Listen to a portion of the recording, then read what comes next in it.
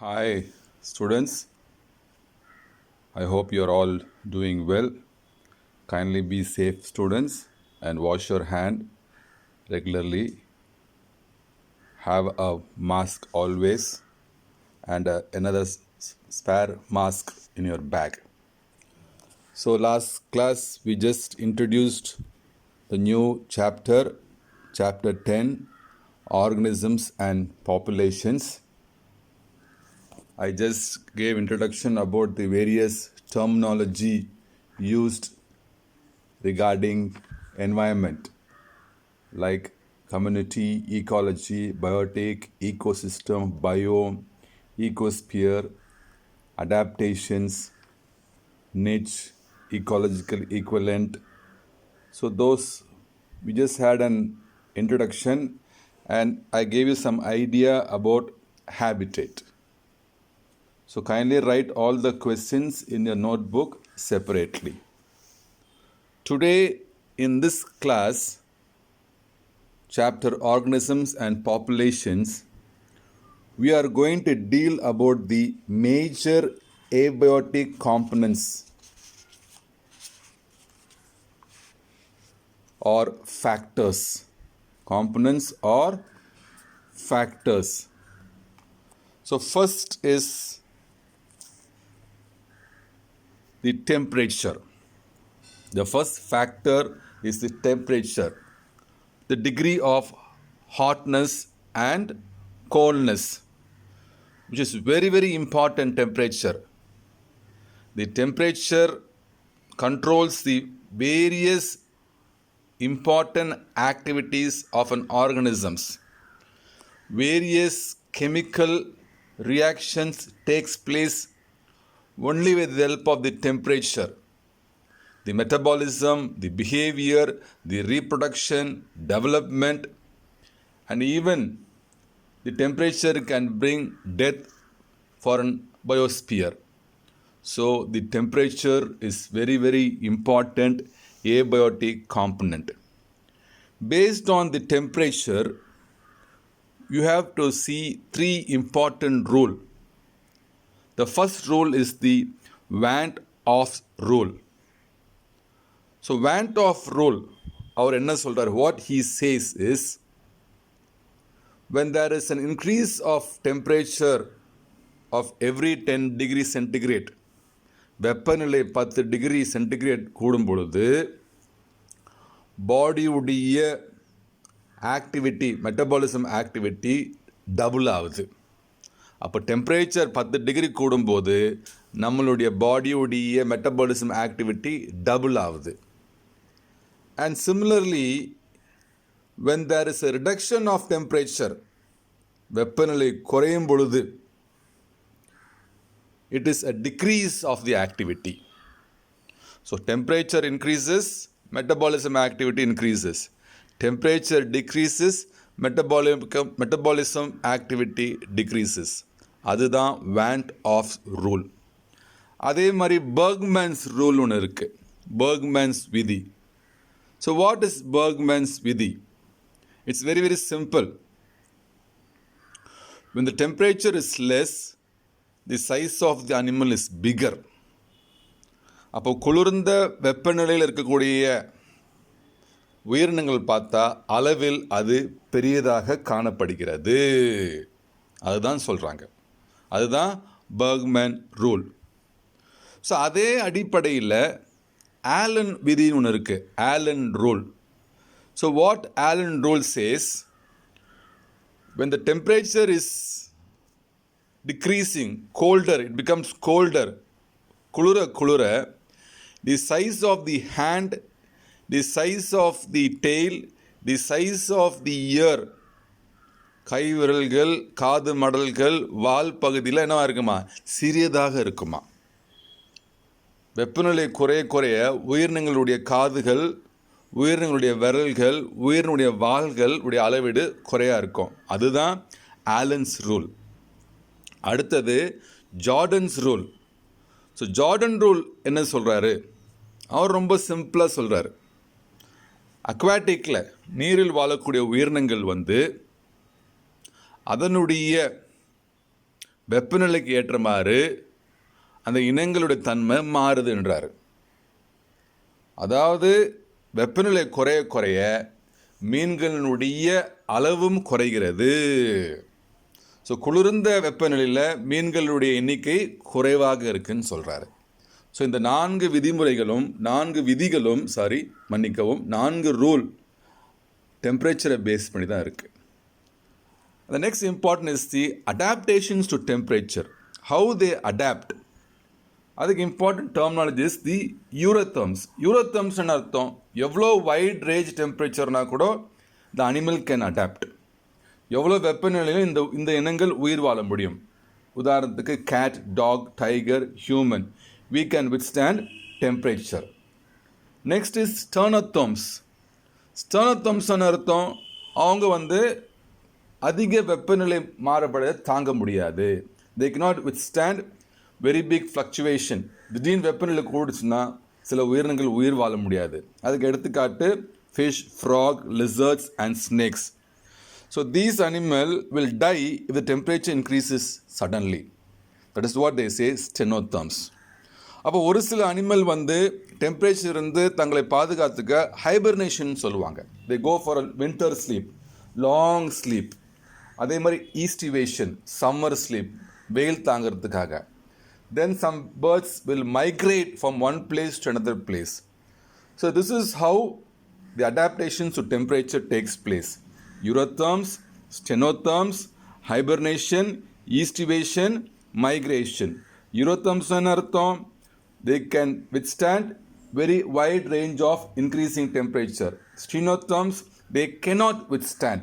Hibernation, going for a sleep during the winter, long sleep. Estivation, long summer sleep. Migration is movement of birds. So migration நடந்தாதான் reproduction in birds நடக்கும். This abiotic component is light.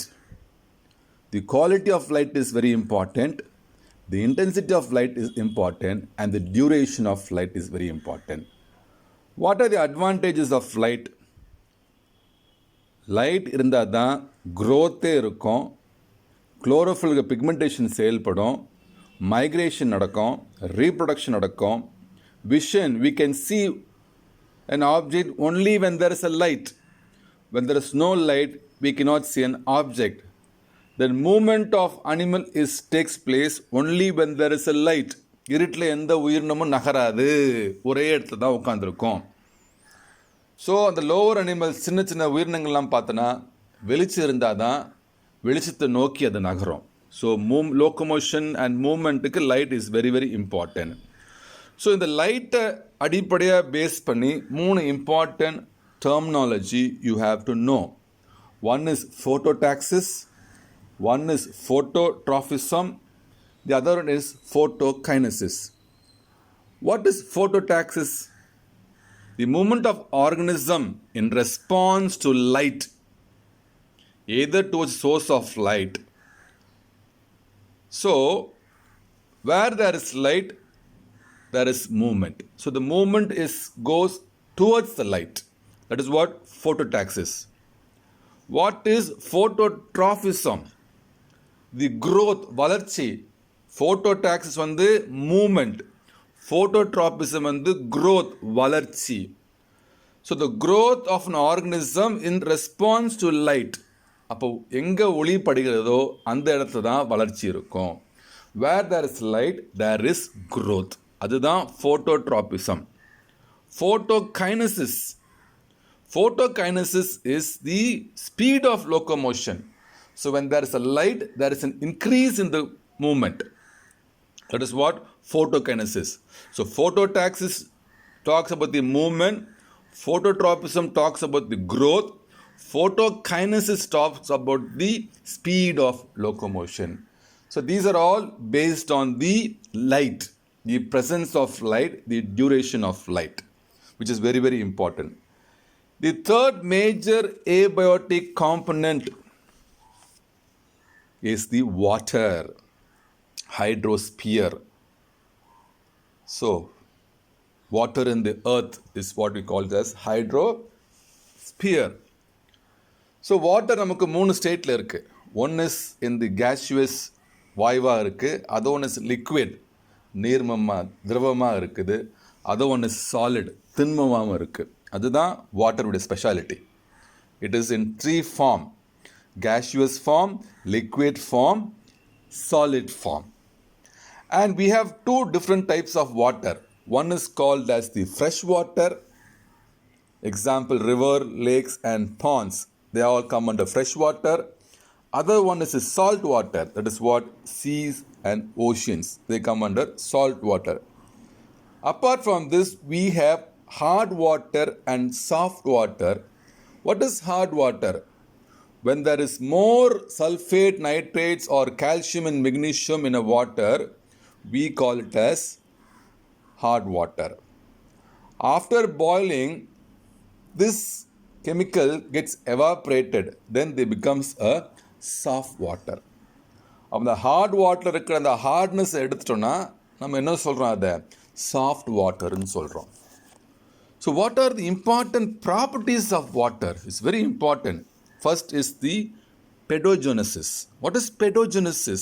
Soil formation. மண் உருவாவதற்கு நீர் அவசியம். That is what pedogenesis. Then it is a perfect medium for the ecosystem, water. Then water moisture is very important. So atmosphere moisture அர்த்தம் the level of the water, ஈரப்பதம் சொல்கிறோம். So moisture, that is what we say moisture. It is a very important property of water. Then water is heavier than air. It is heavier than air. Then it can hold large amount of heat. வெப்பத்தை தாங்குற சக்தி வாட்டருக்கு இருக்கு. Then it is a universal solvent. எல்லாத்துலேயுமே கரையக்கூடியது நீர். Then when it freezes, it contracts. When it freezes, it contracts and it has a high surface tension. So these are the essential properties of water. Component, abiotic component is soil. சுருக்கமா எளிமையா சொன்னா மண். It is called as the pedosphere. Where there is a soil, that place is called pedosphere. எங்கெல்லாம் மண் வளம் இருக்கிறதோ அந்த இடத்த என்ன சொல்லுவாங்க, பீடோஸ்பியர்னு சொல்லுவாங்க. What is the important function of soil? This is a medium for plant growth. Soil இல்லைன்னா plant growth கிடையாது. That is why we say medium for plant growth. Then it is a mean for water storage and purification.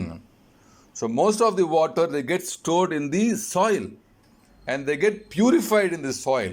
It is a very important function of soil. It can hold the water, it can filter the water. So நீரை தூய்மைப்படுத்தக்கூடிய வல்லமை எதுக்கு இருக்கு, மண்ணுக்கு இருக்கு. அதே மாதிரி it is a modifier of earth's atmosphere. So பூமியினுடைய சூழ்நிலையை மாற்றக்கூடிய வல்லமை எதுக்கு இருக்கு, சாயிலுக்கு இருக்கு. Then it is a habitat for many organism. மண்ணில் நிறைய உயிரினங்கள் இருக்கிறது. நீங்கள் மண்ணை நோண்டி பார்த்தா தெரியும், அதுல இருந்து சின்ன சின்ன பூச்சி வரும், புழு வரும். அதுதான் habitat for many organisms. So மண்ணுக்குள்ள, மண்ணு மேலே, மண்ணை ஒட்டி நிறைய உயிரினங்கள் இருக்கின்றன. That is why we say it is a habitat for many organisms. You should know the properties of soil. First is the texture of soil. டெக்ஸ்சர்னு அர்த்தம் தி தன்மை. ஸோ எந்த அளவுக்கு, how small the granule is, the texture of soil will be very, very good. How small the granule is. Then the porosity. What is porosity? It is a space present between soil particles. The given volume of soil are called pore spaces. சுருக்கமா சொன்னா the gaps. Then the permeability of soil. How far it can pass the water inside the soil. அந்த நீர் கடத்தும் தன்மை தான் நம்ம என்ன சொல்கிறாங்க, பர்மியபிலிட்டி ஆஃப் சாயில்னு சொல்கிறாங்க. Then the soil temperature. We all know, ஒரு வெயில் அடித்தா அந்த மண்ணில் நடக்கும்போது வெப்பநிலை என்ன ஆகும், அதிகரிக்கும். அதுலேருந்து ஹீட் எனர்ஜி ஜென்ரேட் ஆயிரும். That is why it's very important, soil temperature. Soil gets its heat energy from solar radiation as well as decomposing organic matter. So organic matter செரிக்கும் பொழுது கூட சாயிலுடைய டெம்பரேச்சர் என்ன ஆகும், சேஞ்ச் ஆகும், இட் இன்க்ரீசஸ்ன்னு சொல்கிறாங்க. சூரியன் மூலமாக இன்க்ரீஸ் ஆகுது. அதே மாதிரி ஆர்கானிக் கழிவுகள் செரிமானம் அடையும் போதும் கூட இந்த வெப்பநிலை அதிகரிக்கிறது, மண்ணினுடைய வெப்பநிலை. Then soil water. In soil, water is not only important as a solvent and transport agent, but also maintains soil texture, arrangement and compactness of soil particles, making soil habitable for plants and animals. So over soil has a capacity to maintain the water balance, to maintain the water level. Thereby it makes an habitable place, a living place for plants and animals. எல்லா மண்ணும் ஒரே மாதிரி தண்ணியை வச்சுக்காது. ஒன்று கீழே கொண்டு போயிடும், ஒன்று மேலே வச்சுக்கும், ஒன்று ஹோல்ட் பண்ணி வைக்கும். இது மாதிரி பல தன்மை இருக்குது. எதுக்கு அந்த தன்மைகள் இருக்கின்றனால் அப்போ தான் அதில் உயிரினம் வாழக்கூடிய சூழ்நிலை உருவாகும். அதுதான் habitable for plants and animals. Component is the wind, காற்று. It is a natural movement of air and which helps in the transportation of various pollen grains, seeds and even flight of birds. They're all the natural movement of air only is possible. So wind is also a abiotic component. Then the humidity. Humidity is also a abiotic component. So the moisture in the form of invisible vapor in the atmosphere is called humidity. புழுக்கம் நம்ம சொல்லுவாங்கள்ல, அதுதான் ஹியூமிடிட்டின்னு சொல்லுவாங்க. அது ஒரு வகையான வெப்ப சலனம்னு சொல்லலாம். அதுதான் humidity. It is divided into two: absolute humidity, relative humidity. What is absolute humidity? It is a total mass of water vapor present in a given volume or mass of air. It does not take temperature into consideration. What is relative humidity? It is amount of water vapor present in air and is expressed as a percentage of the amount needed for saturation. So நார்மலாக அவங்களுக்கு சொல்லுவாங்க what is இன்னைக்கு humidity என்ன. So humidity வச்சு தான் they will be able to predict the rainfall.